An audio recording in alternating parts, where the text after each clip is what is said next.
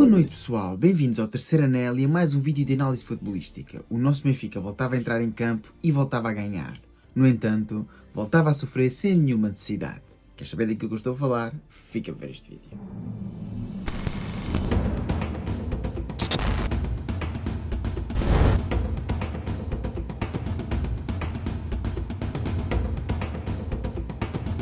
Pois é, meus amigos, o Benfica voltava a entrar em campo em partida a contar para o campeonato, uma das três últimas grandes finais, jornada 32, o Benfica visitava a Moreira, o Benfica ia defrontar o Estoril Praia na sua casa. E sinceramente, toda a gente esperava que o Benfica fizesse uma partida muito conseguida, o Benfica vinha de ganhar 6-0 ao AVS em casa e muita gente esperava uma goleada.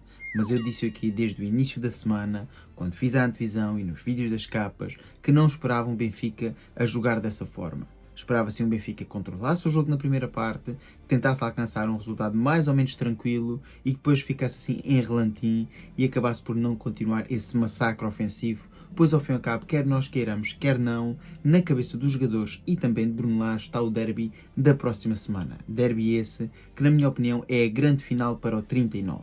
E foi isso mesmo que aconteceu. O Benfica entrou bem na partida, começou por dominar o jogo, começou por inaugurar o marcador e ter alguma sustentabilidade no jogo ofensivo. No entanto, depois na segunda parte veio-se abaixo fisicamente e aí sim eu acho que Bruno Lage podia ter feito um pouco mais e mexer mais nas peças. Mas de resto acho que o Benfica fez um jogo competente, que também foi marcado por uma arbitragem bastante inclinada a favor do Estoril, ou aliás, contra o nosso Benfica, mas enfim, não quero estar a falar de arbitragem, quero sim falar do jogo em si e já falaremos um pouco mais das unidades individuais do Benfica no final do vídeo. Agora vamos ver as vicissitudes da partida. Ora, a equipa do Estoril, a jogar em casa e orientada por Ian Cantro, entrou em campo num 3-4-2-1. Uma equipa muito bem montada, na tentativa de conseguir alcançar alguns pontos frente ao Glorioso. Já Bruno Lage fez o nosso Benfica entrar em campo num 4-3-3, embora no grafismo pareça diferente. E forçosamente só teve que introduzir Dal devido à ausência por pontos disciplinares de Álvaro Carreras. E assim, meus amigos, não há muito a dizer do 11, eu já fiz um vídeo de análise ontem antes da partida, onde disse concordar com o 11, isto é, o 11 que o Benfica tem neste momento, eu acho que tem muito a ver mais com a partida do próximo fim de semana do que propriamente a partida deste fim de semana. Acho que a ideia era tentar criar rotinas de jogo com este 11 titular, sendo que a minha grande dúvida vai sim quando Álvaro Carreras estiver disponível, porque estará disponível para o derby, que é onde é que irá jogar Dal, pois eu acho que Dal vai ser um jogador fundamental na partida contra o Sporting. E sinceramente, quando olho para este 11, acho que o sacrificado vai ser Amdouni, e acho que o Benfica vai reforçar o meio campo jogando com Dal à esquerda, sendo que é um jogador bastante móvel, quer na transposição defesa-ataque, quer também na compensação defensiva. Por isso acho que o Benfica vai jogar com este 11 e a única alteração para o jogo de sábado será assim a introdução de Dal para o lugar de Amdouni e assim sendo Carreras voltará à sua posição inicial. Mas enfim, isto são assuntos da próxima semana, agora vamos sim ver as vicissitudes desta partida. Ora, o Benfica entrou a mandar na partida e podia ter inaugurado o marcador à passagem do minuto 4. Uma boa condução no corredor central de Amdouni e desmarcação para Arsenes, e este no momento do remate permite a antecipação do defesa do Estoril. Mas quem falha uma não falha duas, e passados 2 minutos, uma jogada bastante similar, mas desta vez com condução de Koksu e o mesmo passo para Arsenes, o jogador norueguês desta vez só com Robles pela frente não falhou, e estava inaugurado o marcador na Amoreira. E à passagem do minuto 34, o momento imperial do nosso capitão, um livre muito bem marcado na direita com efeito contrário por Dal e Otamendi no centro da área e leva-se mais alto que todos os seus adversários e com um cabeceamento imperial batia Robles, para estabelecer assim o 2-0 no marcador. Ora, e ao intervalo as estatísticas eram as seguintes: posse de bola superior para o Benfica com 56%, mas poucas ações na área adversária com apenas 6 contra 3 do Estoril. O Benfica efetuou 5 remates contra 2, sendo dos quais 2 contra 0 nos remates enquadrados. E é isto, meus amigos, é o que eu estava a dizer, é uma partida QB quanto baixo do nosso Benfica, mas em termos de controle do jogo nunca houve sensação de perigo por parte do Estoril na primeira parte. Não foi uma grande produção ofensiva, como eu já tinha aqui antevisto durante a semana. As pessoas achariam que o Benfica ia agora golear o Estoril, à imagem um pouco do que fez com o Tirsenso ou com o AVS, mas com a partida do Sporting na cabeça, para o próximo fim de semana era impossível que os jogadores do Benfica fossem atrás do adversário uma e outra vez, pois ao fim e ao cabo eles sentiam que o jogo estava controlado e fisicamente não queriam ter nenhum desgaste. Infelizmente, o Benfica acabaria por decair fisicamente na segunda parte, o Estoril acabaria por crescer e por momentos a partida, ou o resultado da partida poderia ter sido visto como estando em perigo. E aqui é que eu acho que sim, Bruno Lage refrescou a equipa bastante tarde. Depois pôs Sheldon para passarem dos 50 e qualquer coisa minutos, mas depois só voltou a mexer já muito perto do minuto 80. E acho que Bruno Lage devia ter introduzido 2 elementos à hora de jogo e depois, muito provavelmente, 2 mais elementos por volta dos 75 minutos, para tentar equilibrar um pouco as forças, especialmente no meio campo. Ora, e à passagem do minuto 65, um dos lances polémicos do jogo, uma boa condução de Begraoui pelo corredor central e depois dá a sensação de haver um toque de Otamendi, mas sem nunca se perceber bem se foi dentro ou fora da área. No entanto, o juiz da partida apontaria para a marca da grande penalidade. O mesmo Begraoui foi chamado a converter, no entanto viu Turbin fazer uma fantástica defesa, mas a bola acabaria por sobrar para Zanuselo, que com um remate cruzado vê a bola bater na barra da baliza do ucraniano. Mas à passagem do minuto 77 chegaria ao gol estorilista. Num cruzamento da ala direita, Zanuselo redimiu-se e com um excelente cabeceamento um pouco à imagem de Otamendi, acabaria por bater Turbin, para pôr assim 1-2 no marcador. Ora, e com este resultado no marcador chegámos ao final da partida e como podem ver o Benfica continuaria a controlar o jogo. Com 52% de posse de bola, o Benfica teve 17 ações na área adversária contra 13 do Estoril, tendo ambas as equipas efetuado 10 remates, sendo dos quais 3 contra 2 nos remates enquadrados favoráveis à equipa encarnada. E assim não há muito a dizer, não há muitas mais imagens de highlights, ou seja, de oportunidades claras de golo. Como puderam ver, é uma fraca produção ofensiva do Benfica, mas é uma produção QB.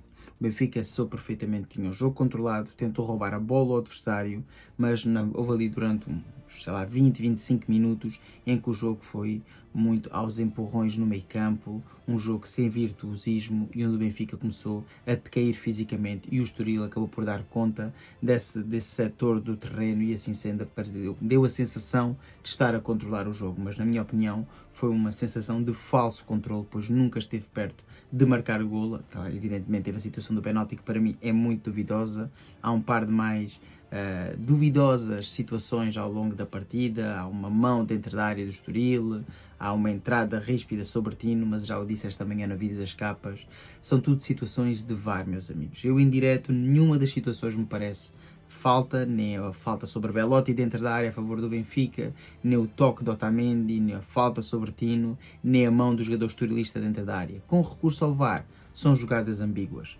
E agora ponham-se vocês no outro lado da balança. Se fosse na área do Benfica, provavelmente as situações vocês não achariam que seriam penalti, a entrada ao time diriam que é um amarelo alaranjado. Eu acho que o árbitro esteve mal,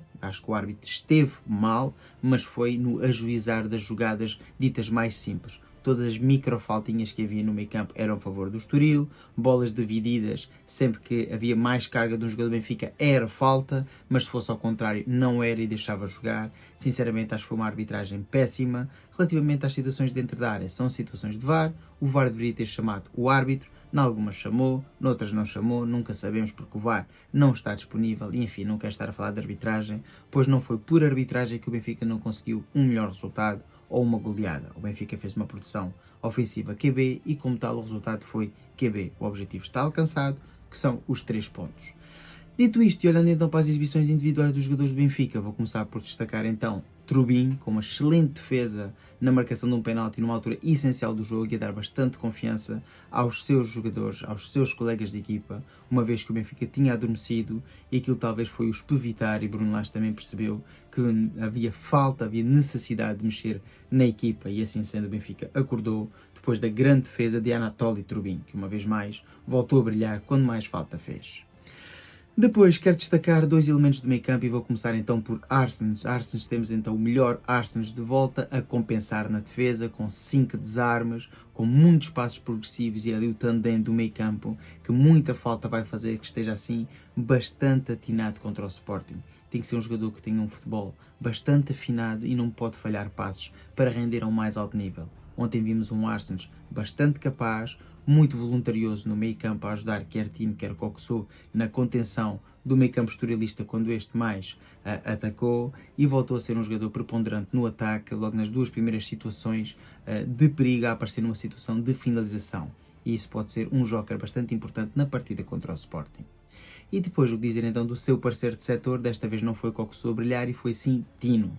uma excelente atuação do médio português. Muitas recuperações, 17 duelos vencidos em 25, e isto sim é um grande registro por parte de Tino. Num jogo que se jogou muito a meio campo na segunda parte, Tino foi dos jogadores que mais sobressaiu, e é neste tipo de jogos onde Tino pode fazer a falta. E não estou a falar este tipo de jogos por ser contra o Estoril, mas no tipo de jogos em que o Benfica perde força no meio campo, Tino normalmente é um jogador que mantém o seu ritmo bastante elevado e é muito, muito importante e tem muito impacto no jogo do Benfica. E contra o Sporting, como é evidente, vai ser um jogador essencial. Por fim, o MVP da partida não é ninguém do ataque, não é ninguém do meio campo, e é assim o nosso capitão Nicolás Otamendi, o rei dos céus, meus amigos. Nas duas áreas, neste momento, Otamendi é o melhor jogador do campeonato nacional.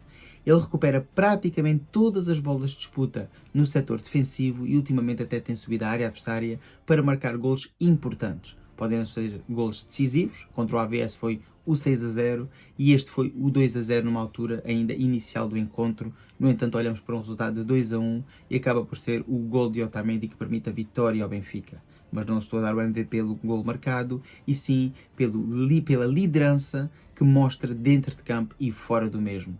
As suas conferências de imprensa ou as suas flash interviews têm mostrado bastante bem o que é o sentimento do benfiquismo nos dias de hoje. Que a luta está presente, que é uma honra usar o manto sagrado e a abraçadeira do Sport Lisboa e Benfica. E é deste tipo de capitães que o Benfica precisa. Capitães vitoriosos em campo, que estejam assim a render ao mais alto nível, mas que fora de campo percebam a dimensão do nosso clube.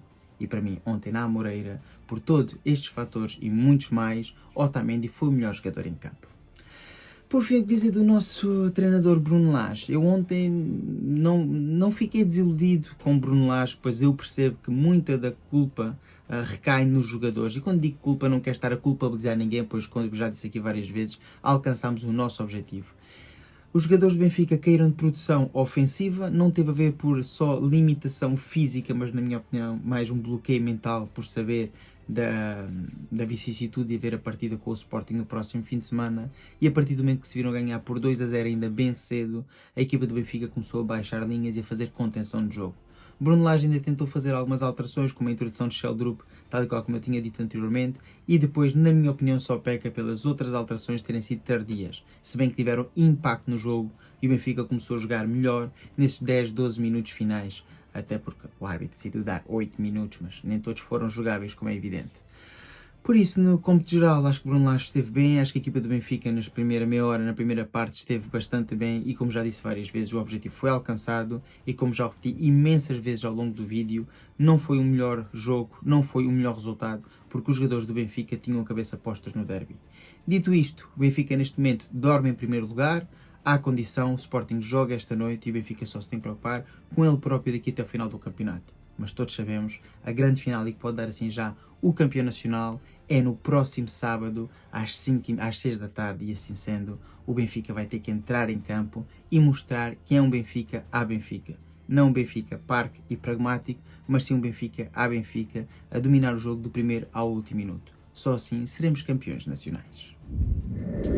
É assim, está feito então o vídeo, espero que tenham gostado. Se for o caso, dá o like, comenta, partilha e subscreve. Já sabes, para cá se tiver X, segue no X e ajuda a crescer o canal. Fiquem bem e até ao próximo vídeo. Viva o Benfica!